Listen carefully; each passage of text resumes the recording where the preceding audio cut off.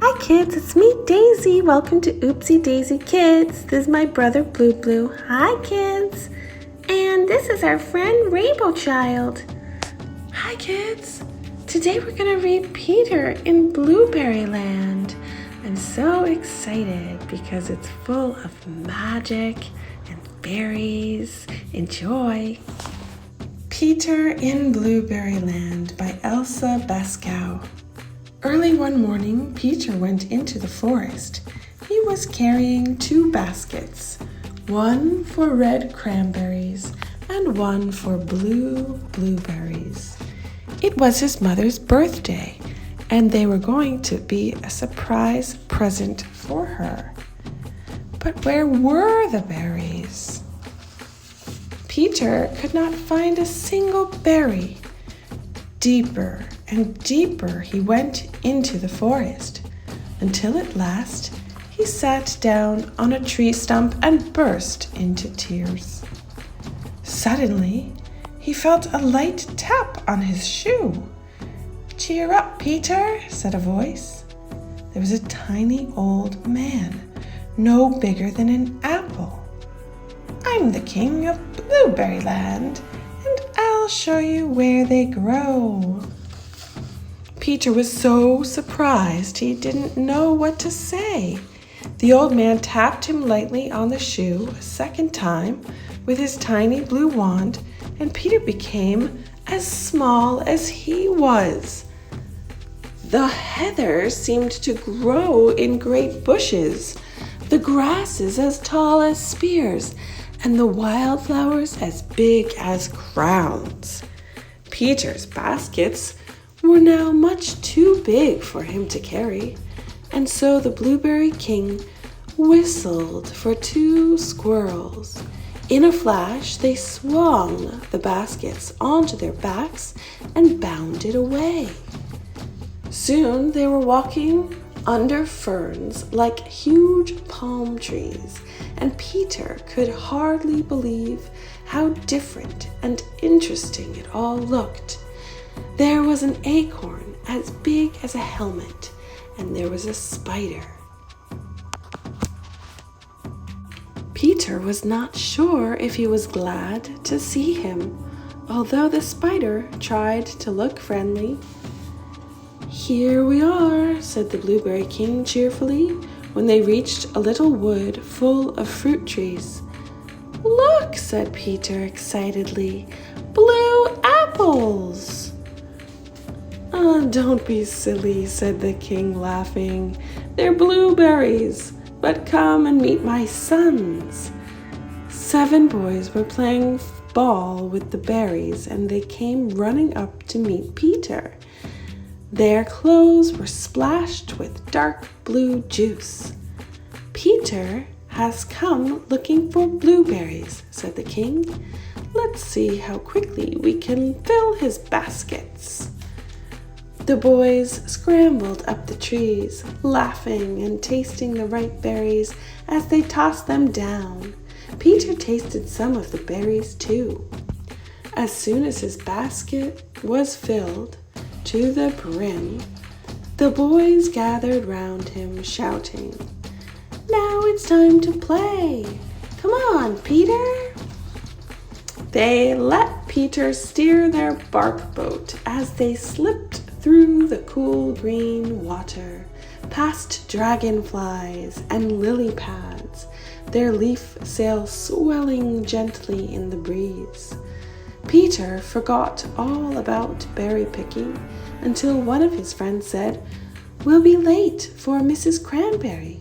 She's waiting with some fruit for you. Hurry up, Peter."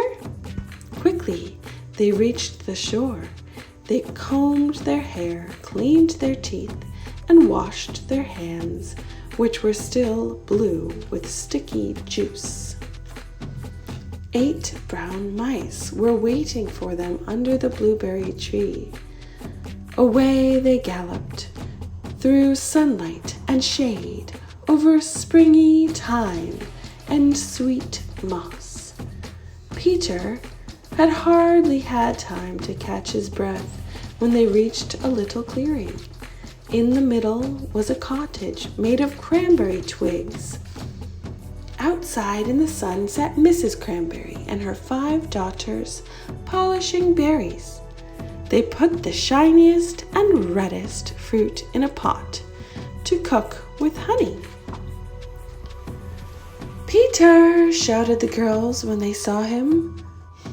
"Mind you pick those berries carefully," warned Mrs. Cranberry, who could be sharp at times, but the girls were already gathering the fruit. 2 curious ladybirds came to watch, so the girls sang, ladybird, fly away home," to them. When Peter's basket was as full as it could be, they all had time to play.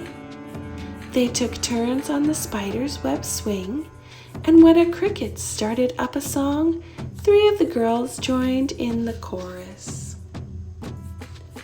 Then Mrs. Cranberry rang the dinner bell, and all sorts of other guests, yellow butterflies, ants, and bees, hurried back with the children. Everyone ate the delicious, juicy red cranberries and honey until they were full. Peter could only manage 2. But now it was time to go, and Peter said thank you to Mrs. Cranberry and goodbye to her daughters. His basket was now so full that everyone had to help load it onto a wagon. Then they harnessed the mice and away they ran, although not as fast as before.